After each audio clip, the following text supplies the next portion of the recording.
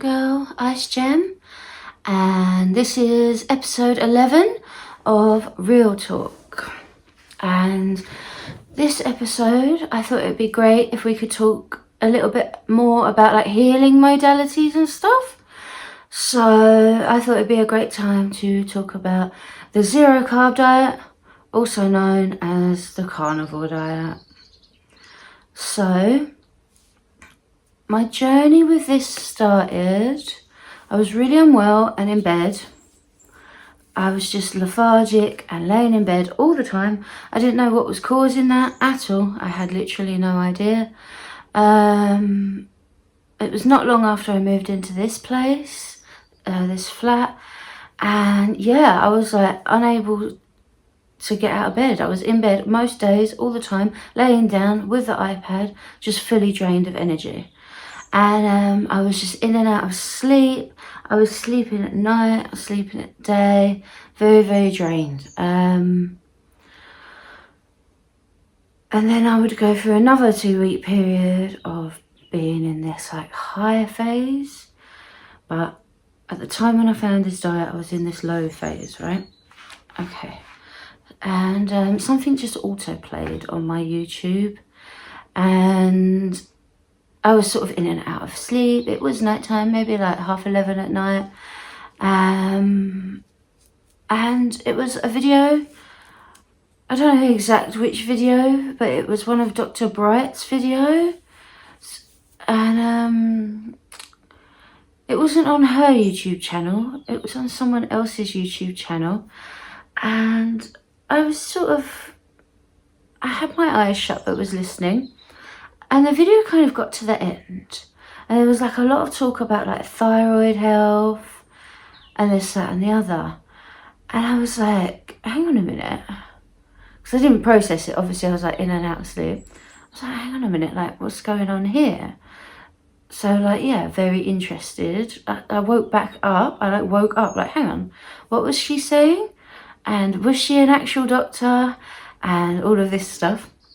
So I rewound the video. I woke up and I rewound the video because there's a lot of talk about thyroid, and I'd been having these goiters come up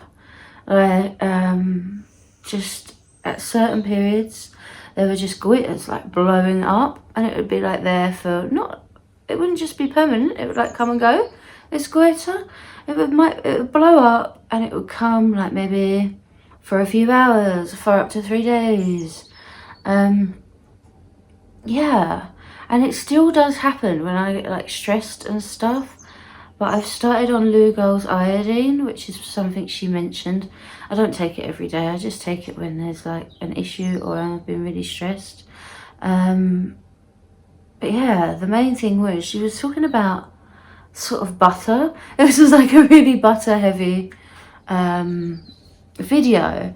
And I was like trying to wrap my head around it. Like I was listening to like the dietary advice and I was like, whoa, okay. And then they were talking about like having an entire block of butter a day. And I was like, oh, okay, that's quite shocking. Yeah, that's quite a lot of fat. But she was talking sort of in depth about hormone synthesis, that hormones are actually synthesized in the thyroid. Had no idea, thought it was to do with like sexual organs, you know, all these hormones. And yeah, things started to really make sense. So moving on from that video, obviously I was in a pretty unwell place, and yeah, I had this weird thyroid stuff going on, and I was like, this can't be right. You know, like, I was like, this can't be right, this can't be right, this can't be good for you. But it stuck in my mind, and I was just like, okay, a higher power wouldn't have shown me this, because I get obviously shown things for a reason. I believe, that's my belief, that if I see something, there's maybe a reason I saw it. So I was like, okay, and it kept niggling. I was like, okay, this doesn't come up for no reason. So I spent maybe the next week to 2 weeks looking into this subject.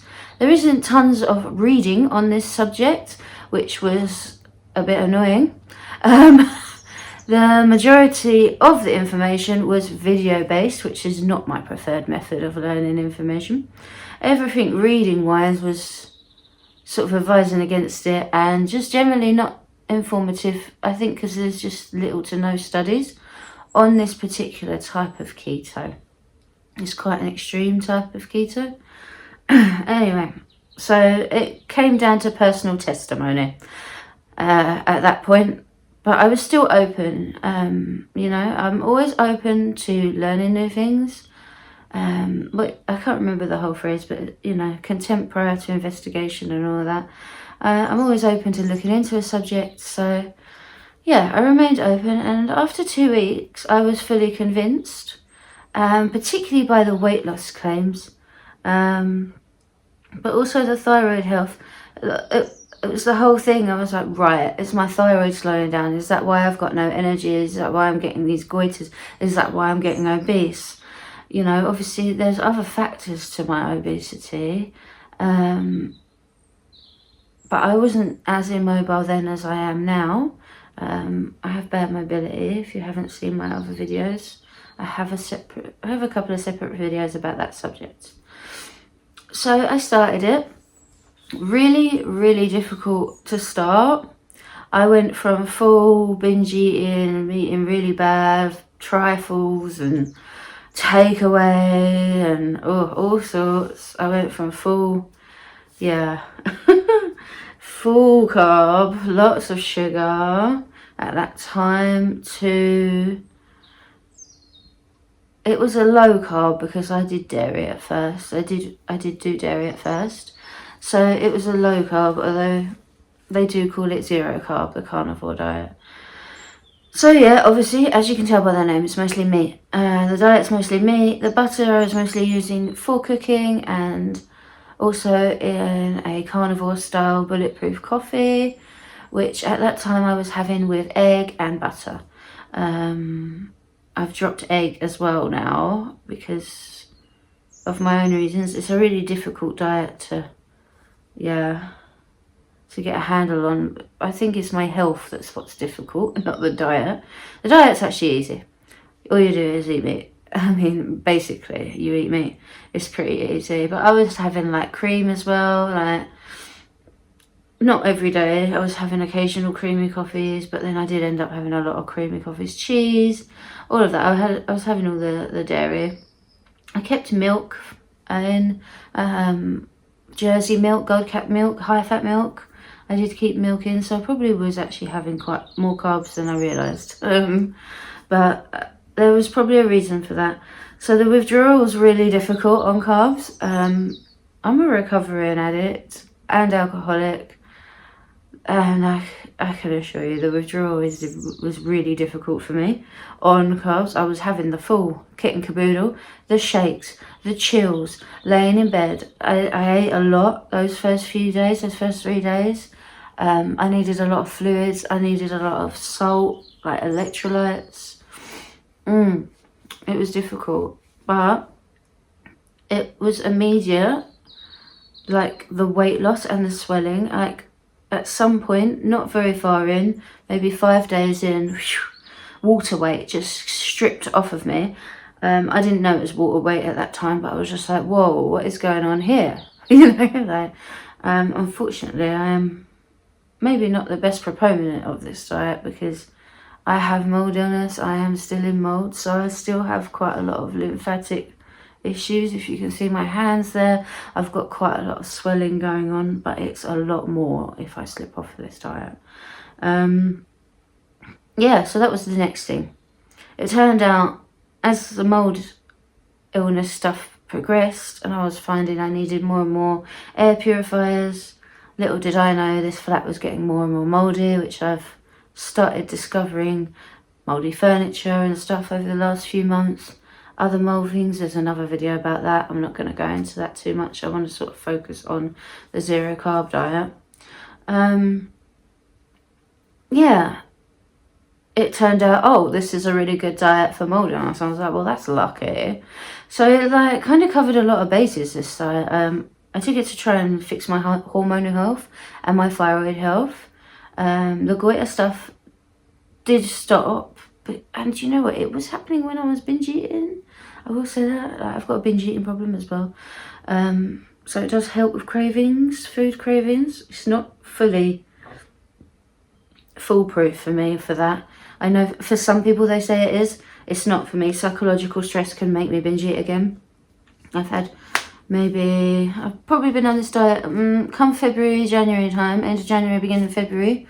It will have been 3 years, but I've been on and off, and I've had binge eating, and I also had a period of a few months where I wasn't able to get back on it. That's the other thing, like, it's quite hard to get on and to stick to physically and psychologically. It's a completely different shift of mind, of the way of eating, the way of viewing fat, the way of viewing the way like the plate looks. But I will say, I remember the first blood test I got, and this was during my back injury stuff. And he said, oh, all your blood levels are really, really good. Much higher than average. So he said, you're really, really healthy. There's nothing physically wrong with you, sort of thing. Even though, obviously, there is something wrong with my back. Still under investigation. But, yeah, I was just surprised. I've never had someone literally, you know... this was a physiotherapist. I've never had someone go, your blood results are really, really good levels, you know. Things have changed with my bloods since then. But obviously I've got a lot of other health things going on. But things like iron are always really high. Vitamin D has become an issue because of my mobility and lack of going outside. Yeah, the mobility and the seizures, so that's... Sunlight is an imperative part of any diet, I would say. Yeah. That's the speaker going off again. Again, forgot to turn the speaker off. Got a new tripod, by the way. So the lighting's a little bit different. The setup's a little bit different. Still forgot to turn the speaker off. I'm so sorry. Oh, yeah, sunlight's a big part, an important part of any diet, I'd say, because of the vitamin D. I live in the UK, so at winter, which is where it is now. It's winter here now. Yeah, there's not a great amount of sunlight either. But particularly on this diet, for whatever reasons I don't understand, the more sun I got, the more weight I lost, and the better my liver enzyme levels went. Unfortunately, I had a binge eating session late August, early September, which lasted 3 weeks, although it was just 1 weekend each. I was able to go the week, getting back on the diet, but at the weekend I was binging. I was under a lot of emotional stress at that time. I had someone... I wasn't getting on well in an interpersonal relationship with someone, and instead of dealing with my emotions, I was just eating. Yeah, and that was sort of lining up with my sobriety from a substance that I relapsed on. So yeah, I was early sobriety, so I was eating, and my liver enzymes went up when I binge ate, despite them still steadily going down during the substance relapse. Yeah, my liver, it's been obesity that messed up my liver. All through my drinking, my liver results came out good. And I was drinking and using, and then using recently, this new substance that I was using, my liver enzymes were still getting better. I can't stress enough how poisonous food can be. Yeah, but it was the binge eating during sobriety that's really destroyed my liver. Slowly. Liver was good. All of a sudden, bam. And this was, yeah, bam, your liver's got enzymes raised. Then they did a scan, got a stage 1 fatty liver. And yeah, they said it was obesity that caused it. So obviously losing weight is important. It's really difficult to do because I can't go out much with my seizures being the way they are. Having multiple a day, there's another video about that. And the way my mobility is. I do have a wheelchair. I don't drive, obviously. I didn't drive anyway, so I didn't lose that with the seizures. But yeah. So getting out is expensive. Pavement quality is really bad in the city I live in. Yeah, in the town centre, it's really accessible for wheelchairs. Everywhere else, it's not. So yeah, if I get a taxi into the town centre, into the city centre, the accessibility is great. But say if I want to go from my home to my pharmacy on my road, 12 doors down, yeah, can't make it.